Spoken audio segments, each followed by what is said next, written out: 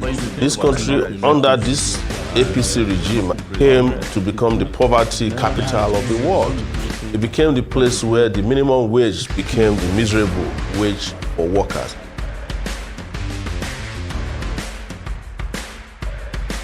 But if you think about Nigeria itself, it's an open prison.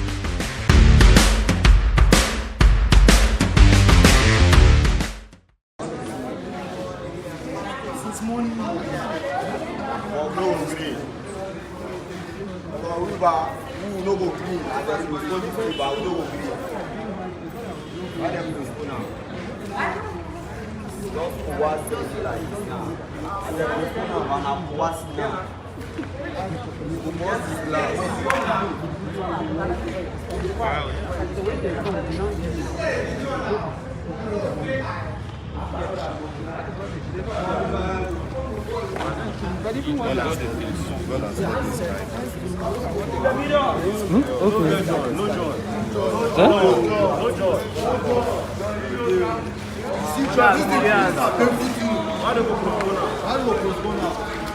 the remainder of the postponement.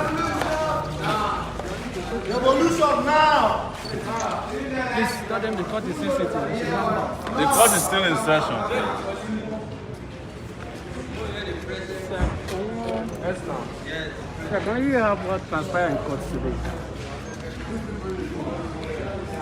We came this morning for the hearing of our appeal against the judgment of the Federal High Court delivered by Justice Iyameko in 2019. We had hoped the appeal would be heard today because we had filed all our processes and served Leonard and INEC. Leonard has never appeared in the appeal. I've not seen him, but he has been represented consistently by his lawyers. So when we came on Tuesday,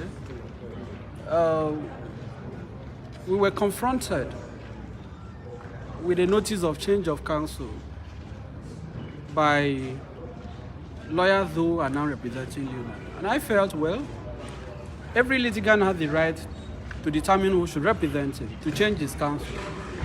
But as I indicated to the court, when you have a lawyer or a team of lawyers representing a litigant in a matter from 2019 consistently, and just at the peak of the case, when the matter is to be heard, the person says, I want to change my lawyer. The person says, I thought my lawyer had filed my brief. I was misled. I just realized they didn't file.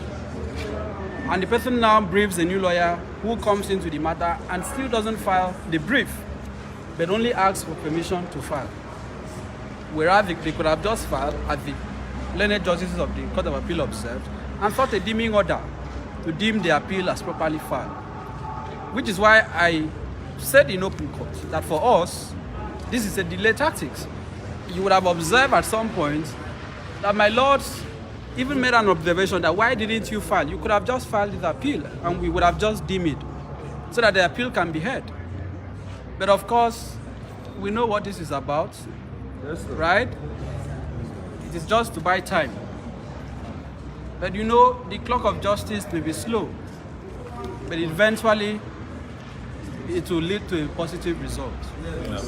So today we have also, interestingly, even though the law says he's an unbiased umpire and he's not supposed to meddle in intra-party disputes, INEC is supposed to stay entirely neutral. But you members of the party, you are aware of the role INEC has played in this matter. And you know what it has been. So they have filed their brief, and we are happy they have even filed. Because in the position canvassed by INEC in their brief of arguments, INEC agrees entirely with us, with ground one of our notice of appeal, by saying that they agree with the appellants, Mr. Sowore and Dr. Malcolm Fabi, that the Federal High Court did not have jurisdiction.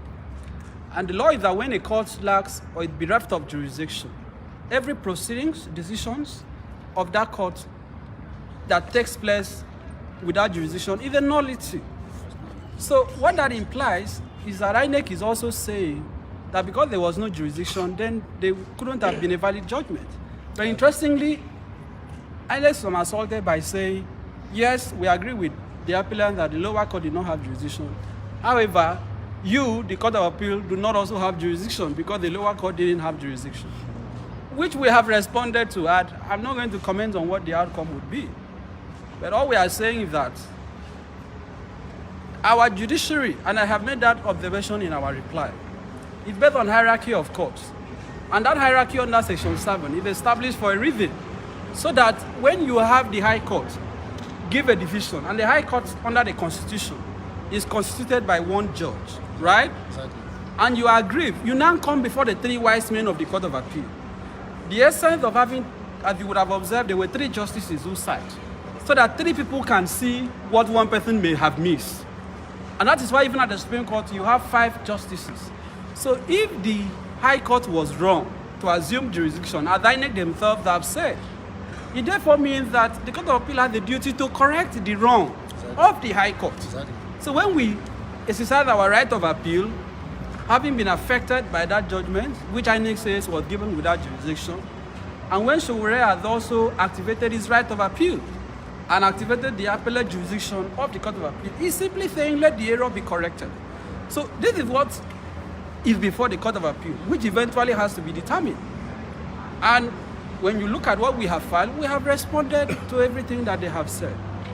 I have also cited the proposed argument, brief of argument of Leonard, what he is saying in response to the appeal. And I find it interesting, but I'm not going to speak on that until the matter comes up for hearing. But when we respond, it will also be clear to the Court of Appeal who is right and who is wrong. Yes, yes. So for us, this is where we believe justice is going to be done to us in this matter. Exactly. Lastly, you would have observed that I did appeal to my lords at the Court of Appeal to be considerate and lenient with us in adjourning this matter, because this matter has protracted since 2019. It has had a very protracted history, and that was why I appealed to the panel to give us a shorter date. And luckily for us, because if you look at the docket of the Court of Appeal, you would have seen what happened. Lawyers are still filled. Some cases may not be taken today because the Court of Appeal has so many cases. So I had to appeal that because this is a political matter that revolves on the leadership of a political party, and because INEC has issued guidelines for the next election, that my lords should be lenient and give us a shorter date. And it was on that premise that we have been asked to return on the 4th of April 2022 for hearing. And we are grateful to the court because other cases... Nigeria, they use computer. The leaders of Nigeria, they use radio where they turn the knob.